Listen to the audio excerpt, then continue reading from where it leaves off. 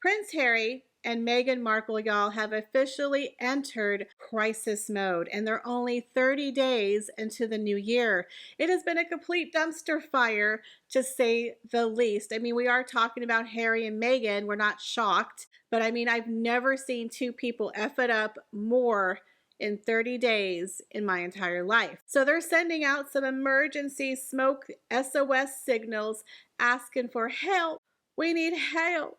Rumor on the street is, y'all, they want to rebrand. I know. Don't shoot the messenger. They're going to rebrand again. I mean, we are talking about Harry and Meghan. So they have partnered with their ex-Archwell employee, Ashley Hansen, who apparently is going to sprinkle some glitter on poop and give her the old Markle Sparkle back. I mean, I wish her the best of luck, but I think she has a very challenging job ahead of her. At this point, Harry and Meghan have become the joke in Hollywood. I think Hollywood is done with them. They are the butt of many jokes. They most recently got roasted at a Netflix event, and then they had a string of the worst PR ever. Literally a PR nightmare. So now they're trying to reshift and refocus their branding. They want to come out with more joint appearances amidst the major fall from grace and the negative backlash. Will this new PR strategy shift and focus save the brand moving forward? You guys, we have a lot of juicy royal daily tea to get through today, so you know what to do. Sit back and relax, grab yourself a beverage, and let's get into the royal daily tea.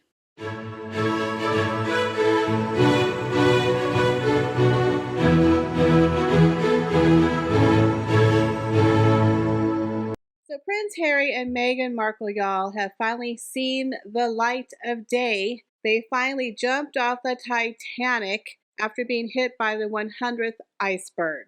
They are now supposedly, and this is with a straight face, handing over the reins to little Ashley. Little Ashley is now in charge of their new PR campaign because they've always taken other people's advice so well.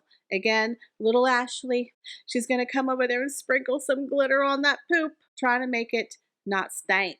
But we all know Harry and Meghan, they stank. So I'm going to be introducing a new little segment that we might intermittently put on here in the channel. We're going to do either a word of the day, a word of the month, a word of the year, but we're going to call this the word of the day. Harry and Meghan are going to be doing a sacrifice. Sacrifice means doing what you absolutely must do, even though you really, really hate it. And what is that?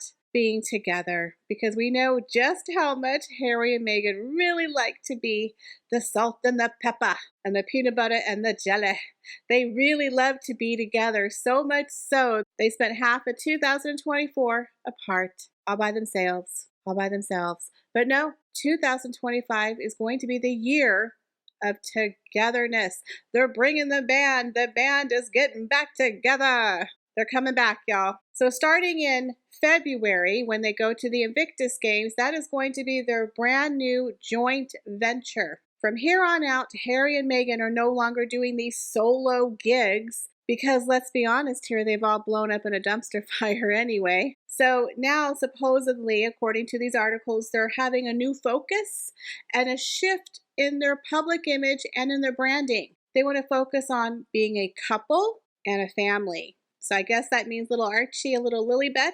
We might see the front of their faces at some point this year. Desperate times calls for desperate measures. Now, according to this article that came out, they're saying that Harry and Meghan are very distressed after the Vanity Fair article came out labeling Meghan a not nice person. So according to this article in the Mirror, Harry and Meghan are very distressed after the Vanity Report article came out saying that Meghan was not a nice person, she was an evil boss, and that people needed therapy after working with her.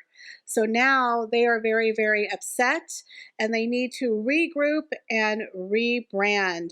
So now they're going to change their approach, change the direction of how they're seen moving forward. So after months of mostly solo appearances and working separately, and of course Meghan Markle's dolphin investing, the Sussexes are poised to take a new approach and hand over the reins to little Ashley, really hoping for a miracle. Now, Ashley Hansen worked for the couple last year, then she went off and started her brand new PR company called Three Gates Strategies. Now, I'm a little confused as to why Harry and Meghan are using Ashley Hansen. I was under the impression that they had a PR employee there in the States and they had one in the UK. Not sure what happened to those folks, but apparently they're going with Ashley. They said there will be a renewed focus on the Sussexes as a couple, as a brand, and showcasing them as a couple and family. So does that mean they're going to bring out the kids? We're going to start seeing the front of Lily and Archie's faces? I mean, I find this very suspicious because, again, they've hidden their children from the public for 7 years. So I just cannot imagine that all of a sudden they're going to start showcasing their kids. Again, desperate times call for desperate measures. It says the Sussexes have decided to step back a little and let Ashley take the reins. Again, I'm saying that with a straight face, y'all. The extensive damning allegations published in the Vanity Fair did not paint an entirely clear picture of Meghan's management style. Interesting. I think it does, actually. However, with some former employees noting that their experience of working with the Duchess had been very positive. Now, if y'all remember, Ashley Hansen was one of the hand-picked employees who spoke to, I believe, Us Weekly, where they were trying to counteract some of the negative stories that came out in the Hollywood Reporter, where Ashley said that Meghan Markle coddled her like a small child, looked after her like a parent.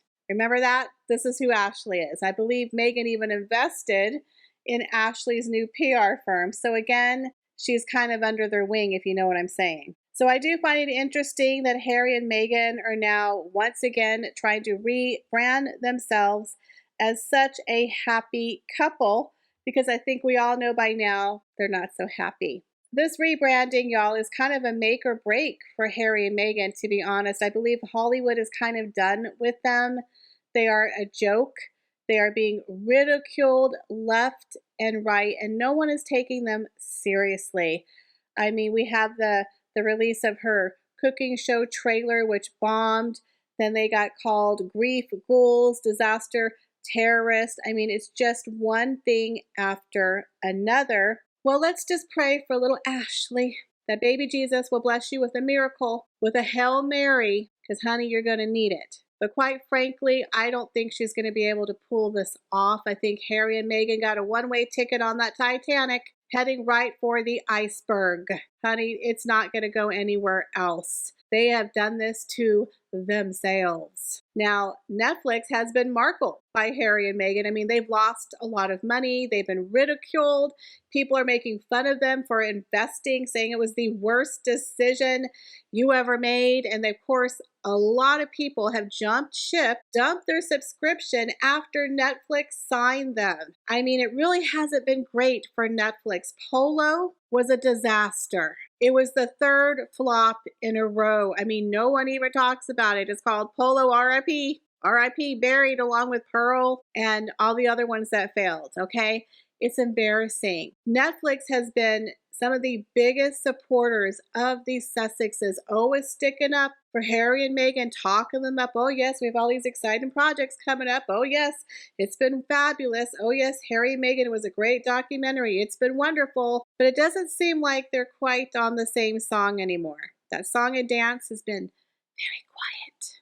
Remember, Meghan has been a complete nightmare behind the scenes with her upcoming cooking show, the trailer, firing the editors, firing the marketing crew, demanding a reshoot, pushing back the show. She has been a nightmare. I don't think the bosses are singing her praises anymore. Quite frankly, I think they're ready to dump Harry and Meghan because they have egg on their face. People are laughing at them.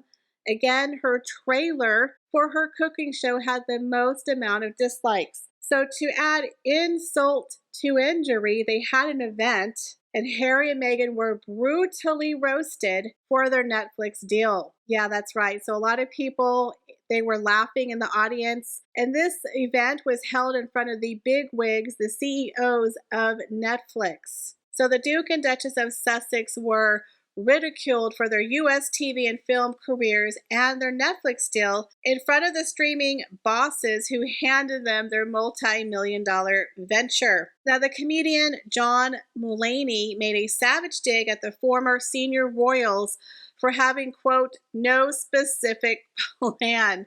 Again, Megxit 5 years in has been a complete dumpster fire. He said they had no specific plan when they landed a content deal with the American powerhouse Netflix. Yowza. Now, the U.S. comic mocked Harry and Meghan in front of a packed house, including Netflix most senior bosses, as they unveiled their 2025 shows and film lineup. Now, apparently there was a glossy PR brochure that was promoting the biggest 2025 releases at the show. Meghan was not featured in the brochure, nor was she featured in that trailer. Now, that's a pretty big surprise there. Now, Mulaney took aim at them and said, not since Harry and Meghan has Netflix given more money to someone without a specific plan. Ouch. Again, it's true. Everyone knows that Netflix has messed up. They overpaid for two people who under-delivered, just like Penguin Random House paid Harry $20 million in advance for Spare, and I think they might have broke even if they were lucky. Then we have Spotify, who also lost money. Harry and Meghan are not a good investment.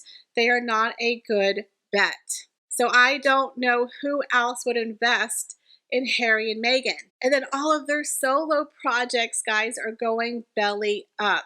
It's not looking good. ARO, DOA. Meghan's post-divorce book might be her only option in the future. I don't think things are going very well for Harry and Meghan. And we got 11 months left of the year. So I already have a word for the year in mind, a definition that I'm going to attach to them, but we'll have to wait until the end of the year to see if it actually pans out that way. But next month, Meghan Markle is going to be with Prince Harry on her very first joint appearance at the Invictus Games. Now, will they bring Archie and Lily? That is a question because, again, they're rebranding themselves as a couple, the power couple, and of course as a family. But again, they could have done that 5 years ago. It's a little too late. It's a little too awkward. It's too weird after that CGI AI Christmas card where we're looking at the back of our children's heads. Like, we don't even know what our kids look like. Nobody is invested in Archie and Lily. We're not invested in Harry and Meghan. So it's going to be really hard to try to sell them as a happy, loved-up family, a happy, loved-up couple after they spent half of 2024 apart. But who knows, maybe Ashley's a miracle worker. But I predict, again, one-way ticket on the Titanic, heading for that iceberg. But what do y'all think? Do you think this new strategy of them coming up together as the salt and the pepper and this brand new branding of being a power couple and a family is going to change their public image? Leave me your comments, guys, down below. As always, I appreciate each and every one of you, and I hope to see y'all in the next video. Bye, guys.